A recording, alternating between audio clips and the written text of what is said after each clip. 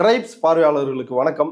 சீமான் பிரபாகரன் உடனான சந்திப்பு, சீமான் சொல்லுகின்ற போலி கதைகள், இதை ஆதாரத்துடன் அம்பலப்படுத்துவதற்கு நான் தயார் என்று ஒளிப்பதிவாளர் சந்தோஷ் சமீபத்தில் பேட்டி அளித்திருந்தார். அதற்கு பதில் சொல்லும் விதமாக சீமான் அந்த சவாலை ஏற்பதாக சாட்டை துரைமுருகன் மூலமாக நியூஸ் 18 தொலைக்காட்சிக்கு தெரிவித்திருக்கிறார். இந்த சூழலில் சீமான் சந்தோஷோடு விவாதிப்பாரா? தான் ஈழம் சென்றது உண்மைதான், அங்கு இதெல்லாம் நடந்தது அப்படின்றத நிரூபிப்பாரா அப்படின்ற ஒரு கேள்வி எழுந்துள்ளது. இது தொடர்பாக நம்முடைய விவாதிப்பதற்காக அரசியல் விமர்சகர் தோழர் வில்லவன் ராமதாஸ் அவர்கள் இணைந்துள்ளார். வாருங்கள், அவரோடு விவாதிக்கலாம். தோழர் வணக்கம். வணக்கம் தோழர், இப்ப தொடர்ச்சியா பேட்டிகள் வந்துட்டு இருக்கு. முதல்ல சங்ககிரி ராஜ்குமார் அவர் அந்த போட்டோவே போலி, அது எப்படி அப்படின்னு சொல்லி விலக்கி ஒரு பேட்டியாகவே கொடுத்திருந்தார். அதற்கு பிறகு அதை மேலும் உறுதிப்படுத்தும் விதமாக சீமான் அங்க சந்திச்சாரு, போட்டோ எடுக்கப்பட்டது, வீடியோவும் இருக்கு, ஆனா அந்த போட்டோ இது கிடையாது, இது தயாரிக்கப்பட்டது அப்படின்னு அவர் சொல்லிட்டாரு.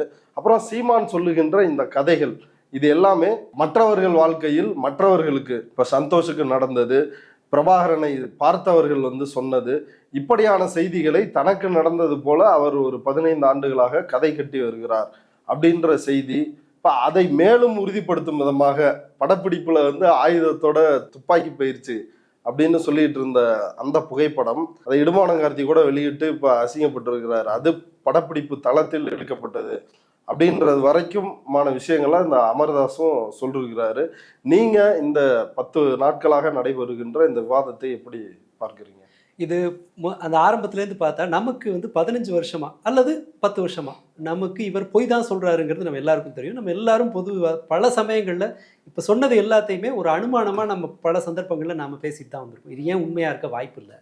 இப்போ என்னென்னா, நாம் இது வரைக்கும் சொன்ன ஒரு கண்ணோட்டம் உண்மை அப்படின்னு நிரூபணமாயிருக்கு. இதில் சீமான் தரப்புக்கு ஆதரவாகவும் சில வீடியோக்கள் வருது. அதில் இருக்க பிரச்சனை என்ன, அது எப்படி அவங்களுக்கு பேக்ஃபயர் ஆகுதுங்கிறத அதை அடுத்து பேசலாம். இதை ஒரு ஆர்டரில் பார்த்தோன்னா, முதல்ல இவங்க இந்த பிரச்சனை விவாதம் எழும்போது என்ன சொன்னாங்கன்னு சொன்னால், சங்ககிரி ராஜ்குமார் தான் முதல் துவக்கப்புள்ளி. அவர் சொன்ன உடனேவே அவர் கொஞ்சம் பதற ஆரம்பிச்சிட்டாரு.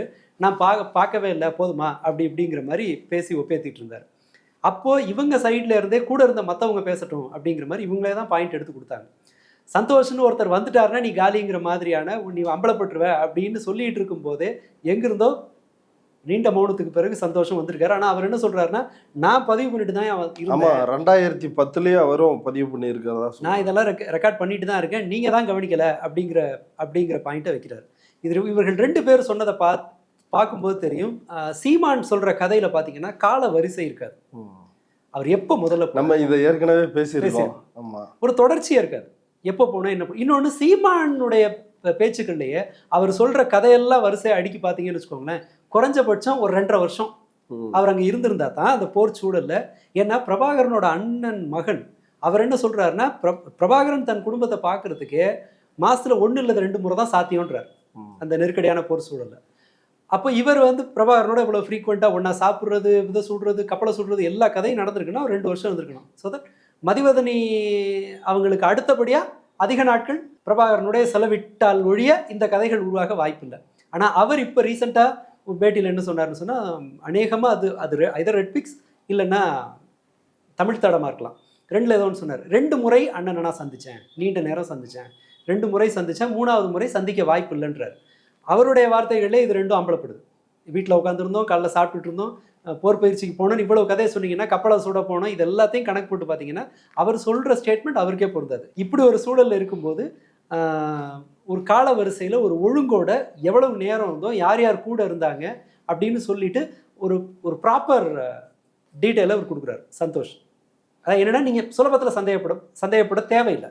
ஏன்னா அதில் எல்லாம் ஒழுங்காக இருக்குது. நீங்கள் இடைமறித்து சிலது தவறாக இருக்கலாம், அவரோட புரிதல் தப்பாக இருக்கலாம், அது வேறு விஷயம். ஆனால் அவர் சொல்கிற அந்த சீக்வன்ஸு, அவர் சொல்கிற சம்பவங்கள், இது எல்லாமே உண்மைன்னு எல்லாரும் ஏற்றுக்கிற அளவுக்கு இருந்ததுனால சீமான் கூடாரம் ஒரு மாதிரி. அதுக்கப்புறம் 2 நாள் ஒரு ப்ரெஸ் மீட்டே கொடுக்கல. கார்த்திக் மனோகர் அவரோட பேட்டிக்கு பதில் சொன்னாருன்றதை விட இந்த மாதிரி ஆபாசமா பேசினாரு. ஆனா அதற்கு பிறகு இதுக்கு எதுக்குமே அவர் ரியாக்ட் பண்ணல. இல்ல, கண்டென்ட் இல்ல. அவங்க போராளிகளை கூப்பிட்டு வச்சு யாராவது 2-3 செட்ட போராளிகளை ஏற்பாடு பண்ணலான்னு ஐடியாவில் இருக்கலாம். அதை வச்சுட்டு அவங்க பேச்ச தொடரலாம். அதுக்கு ஆள் வருவாங்கன்னு நான் நம்புகிறேன். ஏன்னா கார்த்திக் மனோகரன் சொன்ன ஒரு முக்கியமான பாயிண்ட்டை கவனிக்கணும். அதாவது எல்டிடியோட சொத்துக்கள் உலகளாவிய அளவில் இருக்குது. அந்த சொத்துக்களை நிர்வகிக்கிறதுல இவங்களுக்கு ஒரு சண்டை இருக்குது.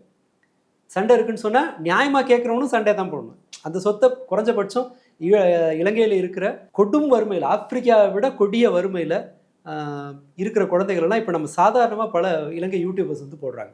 தலையெல்லாம் பரட்டையா, வயிறு ஊட்டி போய், சட்டை கிழிஞ்சு, செருப்பு இல்லாமல் சின்ன சின்ன குழந்தைகள் தெருவில் நின்று ஏதாவது ஒரு வியாபாரம் பண்ணுற காட்சியை நம்ம பார்க்குறோம். இந்த சொத்துக்கள் கைப்பற்றப்பட்டால் அவங்களுக்கு போய் சேரணும்னு நினச்சிருக்கலாம், அல்லது பறிச்சுக்கிற நோக்கத்தில் கூட 2 பேர் சண்டை போடலாம். இப்போ என்ன பண்ணுறாங்கன்னா, பிரபாகரன் வந்துருவார், வந்த உடனே கொடுத்துட்றேன் அப்படிங்கிறதுக்காக பிரபாகரன் உயிரோடு இருக்காருங்கிற கட்டுக்கதையை வந்து அவுத்து விட்டுருந்தாங்க. அடுத்ததாக சரி இது ஒத்து வராது, இனி பிரபாகரன் வர மாதிரி ஏற்பாடு பண்ண முடியாது அப்படிங்கிறதுனால பிரபாகரன் மகளை இருக்காங்கன்னு சொல்லி ஒரு ஃபேக்காக ஒன்று ரெடி பண்ணி அவங்க அதில் சில கிராஃபிக்ஸ் வேலையெல்லாம் செஞ்சு முகத்தை அதே மாதிரி இப்போ தான் பிரபாகரன் குடும்பம் வெளியில் வருது. அதுவரை அவர்கள் வெளியில் வரல. அந்த துவாரகா போலி துவாரகா விவகாரத்திலையும் சீமான் தான் வேலை செஞ்சிருக்கு. சீமான் தான் பிரபாகரனோட நெருங்கின உறவுக்காரர்களை கன்வின்ஸ் பண்ணியிருக்காரு அப்படின்னு சொல்றாரு கார்த்திக் மனோகர். அதன் பிறகுதான் அவங்க கோவப்பட்டு என்னோட சித்தப்பாவுக்கு, என்னோட தம்பி, சித்தி இவங்களுக்கெல்லாம் வந்து ஒரு குறைந்தபட்ச அவருடைய இறப்பை மரியாதை செய்கிற மாதிரியான ஒரு இரங்கல் கூட்டம் கூட நடத்தப்படலை. இந்த போக்கு தான் எங்களை வெளியில் வர வச்சது, அதர்வைஸ் நாங்கள் வர விருப்பத்தில் இல்லை அப்படிங்கிறார்.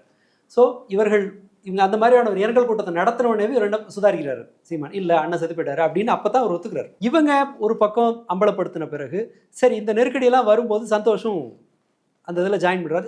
அநேகமாக அவர் யோசிச்சிருந்துருக்கலாம், அல்லது என்ன தயக்கம், பாதுகாப்பு காரணமாக இருந்திருக்கலாம், ஏதோ ஒன்று இருந்திருக்கலாம். பட் இவர்கள் எல்லாரும் வெளியில் வரும்போது சங்ககிரி ராஜ்குமார் ஒரு இதை உடைக்கிறாரு. அடுத்ததாக பிரபாகரனோட அண்ணன் மகன் வந்து இன்னொரு கூடுதல் தகவல்களை சொல்கிறாருங்கும் போது சந்தோஷம் இதில் ஜாயின் பண்ண இந்த பல்முனை தாக்குதல் சீமானுடைய, அவர் வந்து தான் வந்து அசிங்கப்படுறோங்கிறது இல்லை, அவரோட பிரச்சனை என்னன்னு சொன்னால் தான் ஒரு பொய்யன் அப்படிங்கிறது கிட்டத்தட்ட ஆதாரப்பூர்வமாக நிரூபணமான உடனே ஃபர்தராக வர்ற கலெக்ஷன் நின்றுங்கிற பயம்தான் அவரை வந்து இன்னமும் செலுத்துதுன்னு நினைக்கிறேன். சீமான் சமீபத்தில் ஒரு பேட்டி கொடுத்தாரு. அந்த பேட்டியில் இப்போ என்ன நான் போகலை, அதானே நான் போகலை, அவங்க என்ன சொல்றது, நானே சொல்றேன் அப்படின்ற கட்டத்துக்கு வந்திருக்காரு. இல்ல அந்த பிரஸ் மீட்டை கவனிச்சாலே தெரியும், அதுவே ஒரு அசாத்திய ஃப்ரஸ்ட்ரேஷன்ல கொடுத்த பேட்டி தான்.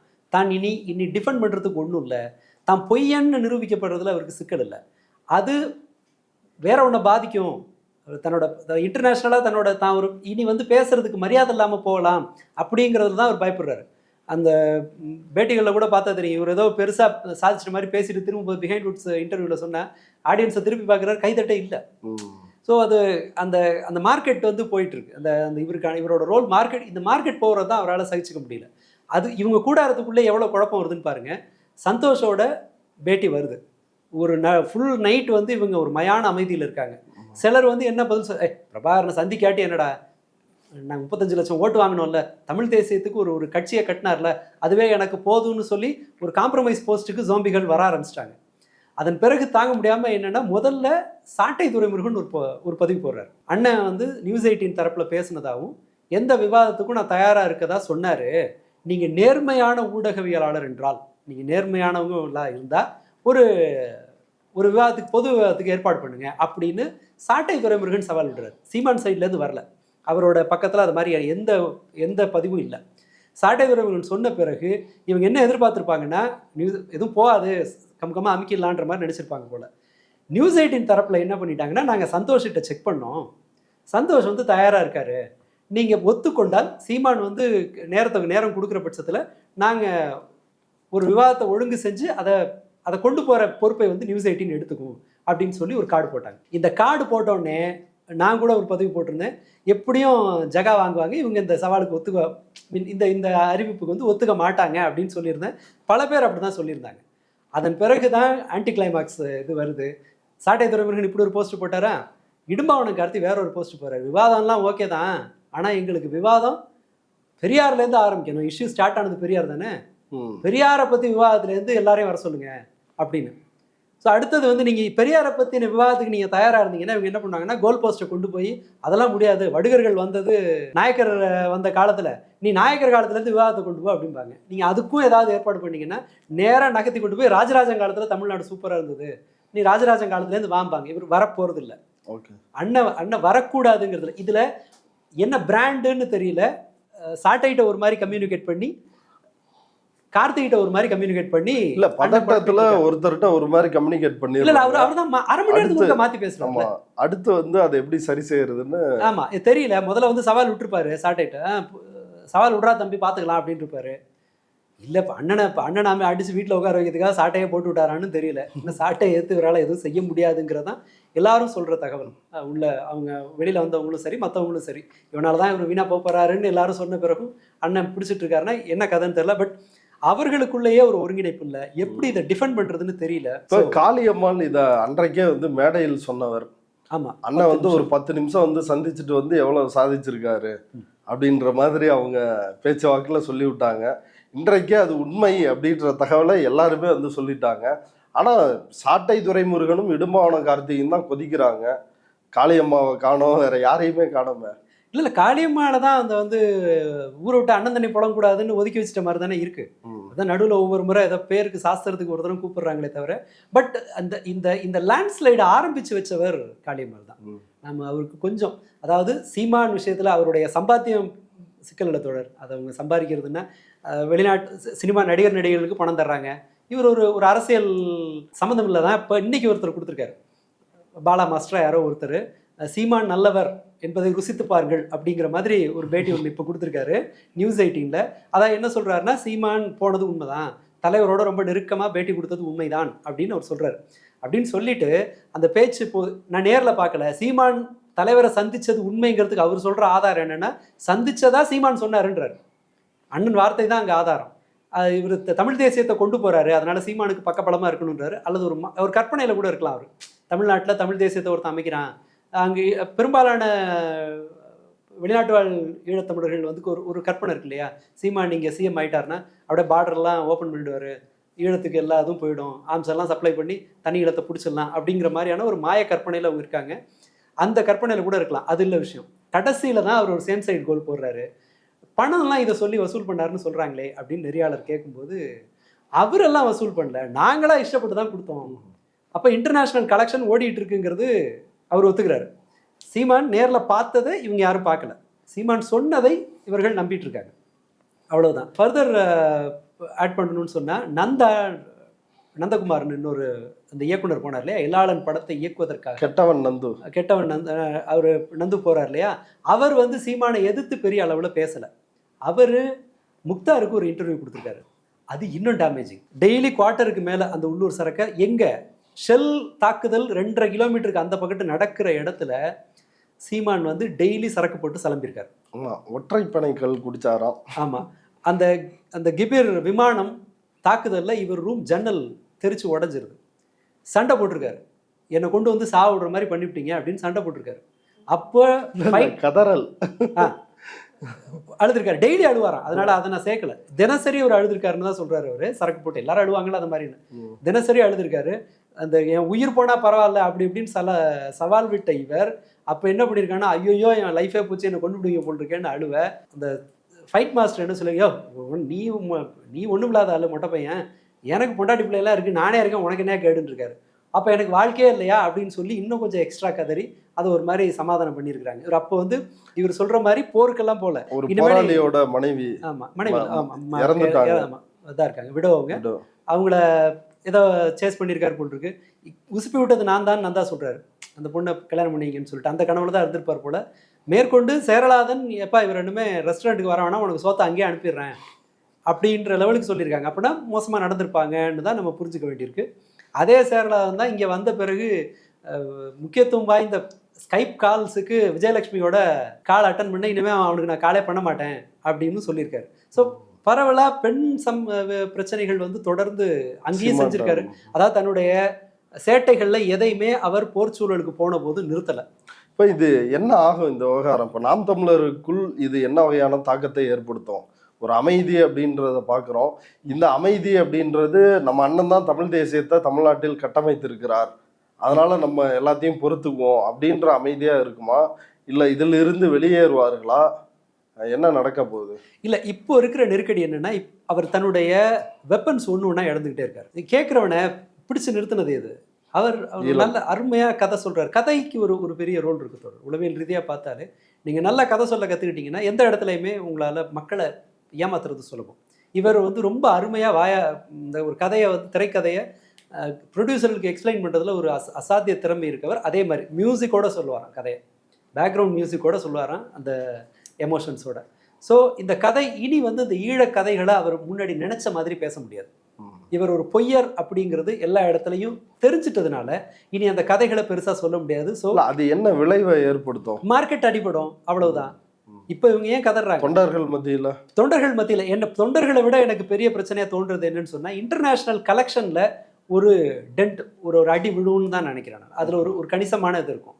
அந்த சர்வதேச கலெக்ஷன் குறையிற பட்சத்தில் இங்கே உள்ளே இருக்கிற ஆட்கள் வெளிநாடுகள்லேருந்து கிடைக்கிற கொஞ்சம் சொற்பமான உதவியை வச்சுட்டு கட்சி கீழே இருக்கிறத ஏதோ ஒன்று அங்கே செய்ய முடிஞ்சுது. ஆட்களே பேசி பணம் வாங்குற மாதிரி முடிஞ்சுது. இப்போ அது கட் ஆகும்போது எந்த நம்பிக்கையில் கட்சியை நடத்த முடியும்? அடுத்ததா பெரும்பாலும் பெரியாரை பற்றின மோசமாக பேசுறது, ஒரு ஆர்எஸ்எஸ்காரர் மாதிரி தன்னை வந்து வெளிப்படையாக காட்டி பிஜேபி காசு கொடுப்பாங்களா? இது வரைக்கும் சப்போர்ட் அங்கிருந்தானே வந்திருக்க முடியும். ஏன்னா குருமூர்த்தி தான் போய் நாம் தமிழர்ங்கிற பேரை வாங்கி கொடுத்தா. அது நம்ம சொல்லலை, இதை சொல்றது அவங்க தரப்புல இருந்தா, அந்த தந்தி குழும தரப்புல இருக்கிற அவங்களோட ரிலேட்டிவ் சைட்ல இருந்தா அந்த இது வருது. இவங்க கூட தான் போய் அங்கே வாங்கினாருன்னு சொல்லிட்டு எல்லா இடத்துலையும் இவங்க ஒத்து போறாங்க. வீரத்தமிழர் முன்னணிங்கிற மாதிரி ஒன்று ஆரம்பிக்கிறது, இஸ்லாமியர்கள் மேல கிறிஸ்தவர்கள் மேல வெறுப்பை கக்குறது, இந்த ஸ்பாய்லரா இவங்களுக்கு சாதகமான ஆட்களை வேட்பாளர்கள் நியமிக்கிறதுன்னு சொல்லி இவர் பாஜகவுக்கு இணக்கமாக தான் கடந்த 15 வருஷமா நடந்துட்டு இருக்கிறார். அதில் சந்தேகப்படுறதுக்கு ஒன்றும் இல்லை. இப்போ என்னாச்சுன்னு சொன்னால், இனி ஈழத்தை வச்சுக்கிட்டும் இதை வச்சுக்கிட்டும் பிஸ்னஸ் பண்ண முடியாதுங்கும் போது சாவர்கர் வாழ்க அப்படிங்கிற ஸ்டேஜுக்கு தான் அவர் போயாகணும். அந்த அந்த அந்த ஸ்டேஜ், அதுக்கு தான் அவங்களோட இணக்கம் இருக்குல்ல. அண்ணாமலை இவருக்காக ஆதாரம் கொண்டு வரேன்னு அண்ணாமலை சொல்றாரு. 20 நாள் ஆச்சு. ஏற்கனவே ஊசலாட்டுதல் இருக்கிற காளியம்மாள் போன்றவங்கலாம் வந்து இது இன்னும் இல்லை, அவர்கள் வந்து இனிமே காளியம்மாளை இவரும் சேர்த்துக்க போகிறதில்ல. அவங்க வெளியில வர்றதுக்கான ரைட் பிளேஸ் ரைட் டைமுக்காக வெயிட் பண்ணுறாங்கன்னு தான் நான் நினைக்கிறேன். அப்படி வர்றது தான் சரி.